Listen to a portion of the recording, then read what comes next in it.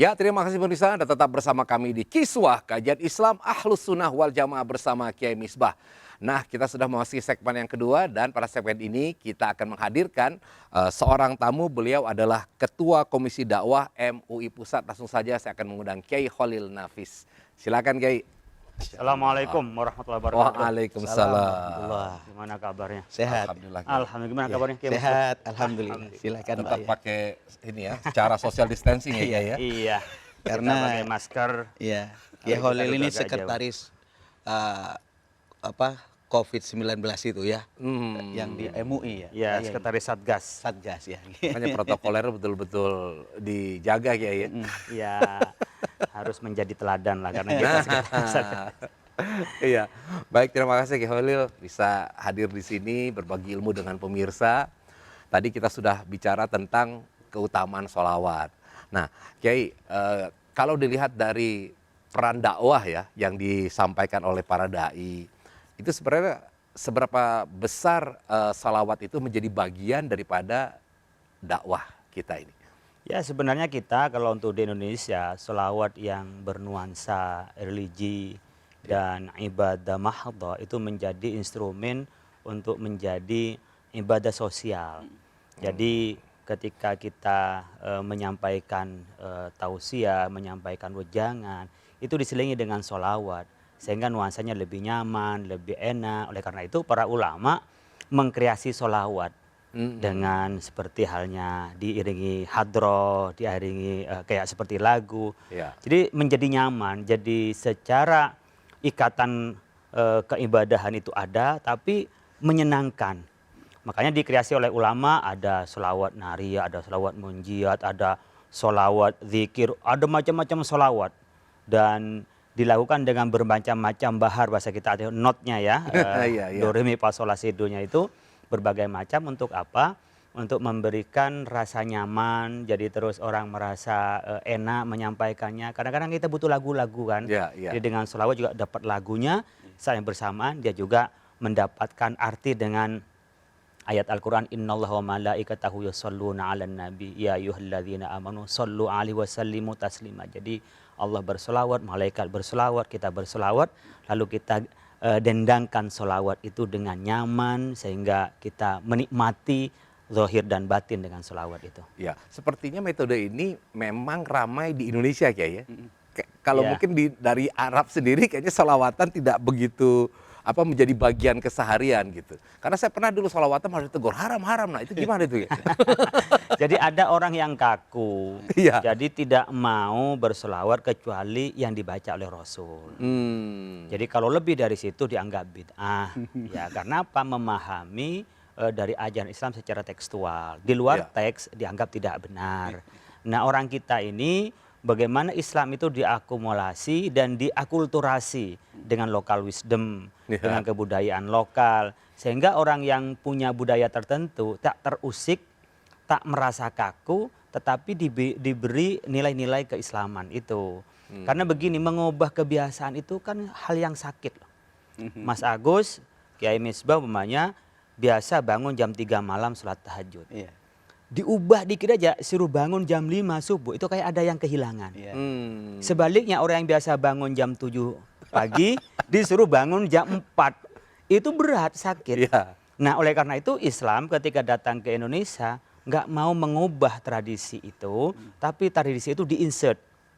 Diberi nilai-nilai yang baik, sehingga orang kita punya kidung, kita punya wayangan, kita punya berbagai macam tradisi di kita dan kebudayaan di kita dibiarkan tumbuh, tetapi nilai-nilai agama masuk di dalamnya sehingga nggak menyakiti, tanpa perang, tanpa pertumpahan darah, tanpa ada yang merasa dilukai dengan tradisinya, tetapi Islam masuk di tengah-tengah kita. Masya Allah. Nah nih Kiai Misbah, tadi kan sempat bahwa disampaikan oleh Kiai Khalil bahwa ini adalah bagian dari metode. Dan tadi ada berbagai macam variasi dari sholawat. Nah barangkali Kiai Misbah ingin memberikan contoh-contoh nih. Karena kan begitu banyak nih, sehingga orang sebenarnya sholawat itu buat apa aja sih? Apakah ada fungsi-fungsi tertentu gitu? Izin Kiai Khalil ya, Mas Agus. Berbicara sholawat memang redaksinya macam-macam. Kalau di pondok, Kiai Khalil ini satu pondok dengan saya. Jadi kalau di pesantren itu baca sholawatnya pendek. Sallallahu ala Muhammad, sallallahu ala Muhammad. Itu suaranya seperti lebah yang Iya, banyak iya. itu. Bergemuruh itu. Masya Allah. Ada yang panjang sedikit, Allahumma sholli ala Sayyidina Muhammad dan seterusnya. Ada katanya beliau tadi, sholawat nariyah, ya inggih. Iya. Ada sholawat burda, ada sholawat munjiah dan macam-macam. Hmm. Jadi pada prinsipnya begini ya. Apa yang diajarkan oleh Rasulullah itu, ada bentuknya perintah, Yai. Ada bentuknya itu larangan. Ada bentuknya ditinggal gitu. Hmm. Kalau diperintah, ya kerjakan sebisanya. Mastata'tum gitu. Tetapi kalau dilarang, fajtanibuh. Stop. Ya. Jangan ditawar. Saya pengen mabuk Pak Kiai. Kalau satu botol nggak boleh. Setengah saja nggak boleh. Nggak boleh. Fajtanibuh. Jadi ada yang diperintah, ada yang dilarang. Kemudian ada juga yang ditinggal. Nama kita apa istilahnya itu atarku. Ditinggal oleh Rasulullah SAW. Jadi kalau saya mengatakan dalam kaidah fikih itu dikatakan atarku la yadullu ala tahrim. Ditinggal sama Nabi tidak langsung otomatis haram. Ya Khalil tadi mencontohkan sholawat nariyah kan begitu kan. Ada sholawat yang nuansa ke-Indonesiaan. Ya. Bahkan sholawat nariyah itu dibaca Allahumma sholli sholatan. Seneng anak-anak dibaca. Nggak terasa itu. Ada yang mempersoalkan.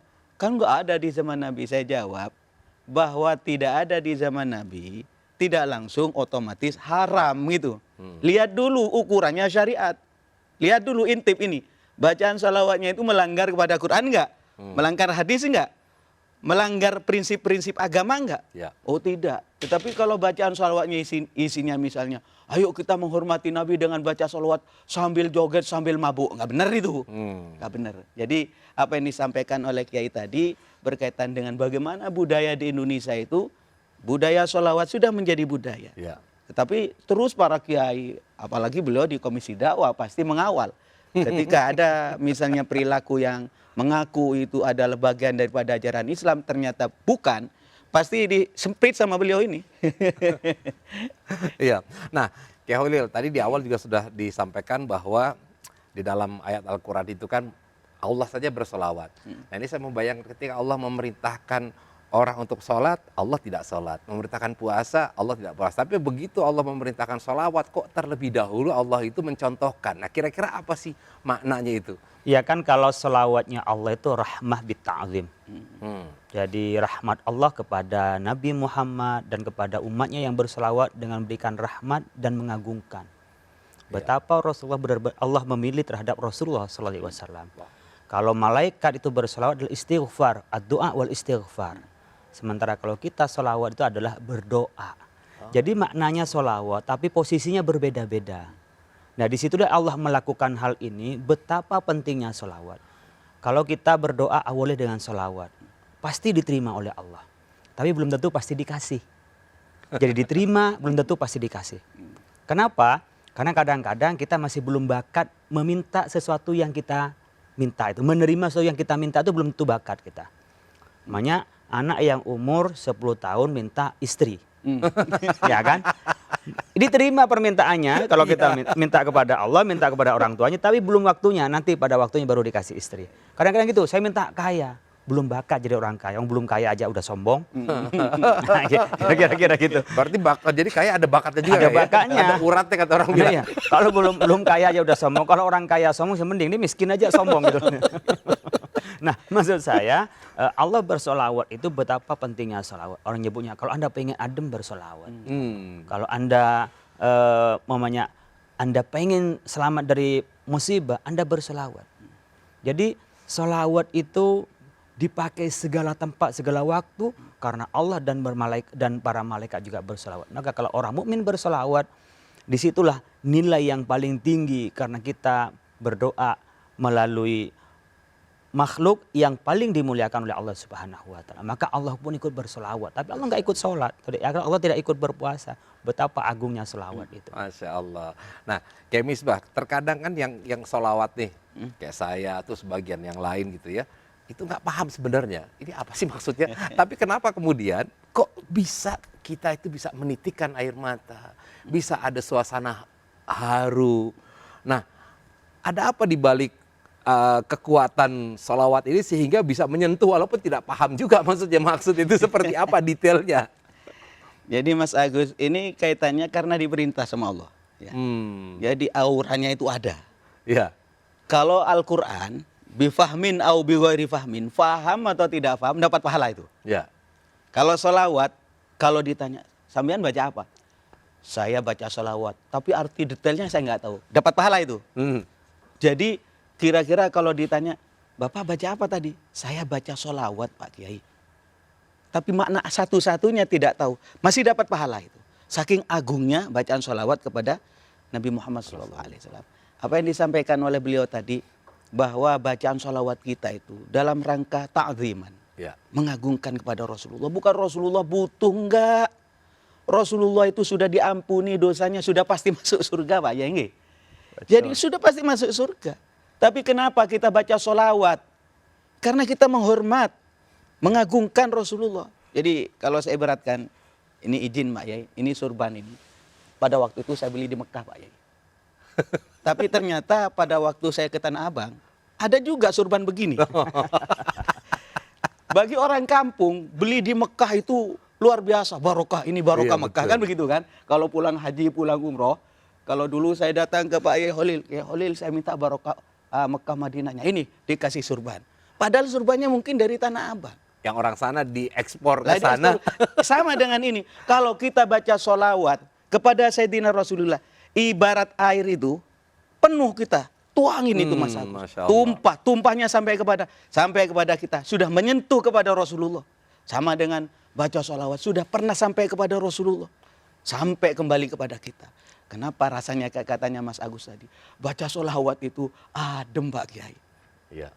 Adem karena apa? Karena ada ruh semacam ini. Masya Allah.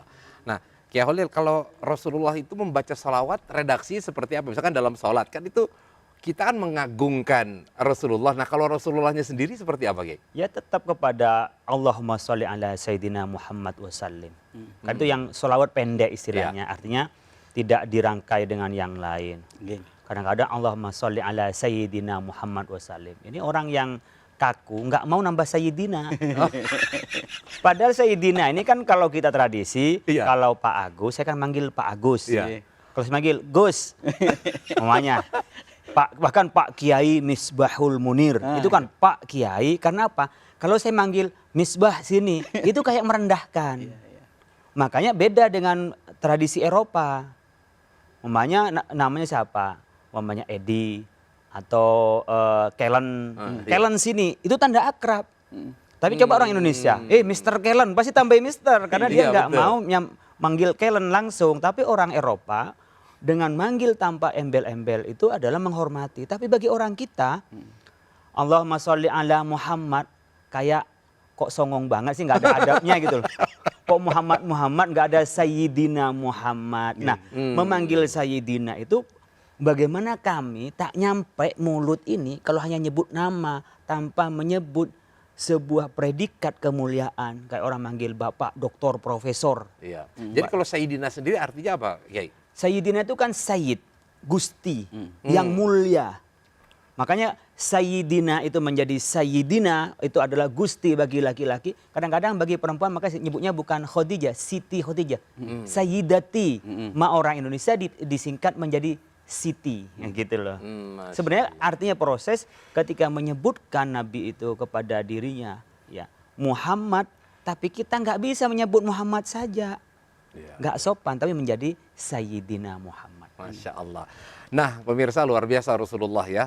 Dan bahkan ketika kita itu membantu menyantuni anak yatim, maka kita akan mendapatkan berada nanti di surga itu bersama dengan Rasulullah ya seperti jari ini. Nah, pengen bersama-sama, ayo ya kirimkan donasi Anda, bantuan Anda kepada program peduli yatim dan duafa yang terdampak COVID-19. Ya silakan melalui nomor rekening yang berada di bawah ini. Mudah-mudahan ini bisa menjadi wasilah kita nanti untuk berjumpa dengan Rasulullah. Tetap bersama kami di Kiswah Kajian Islam Ahlus Sunnah wal Jamaah bersama Kiai Misbah.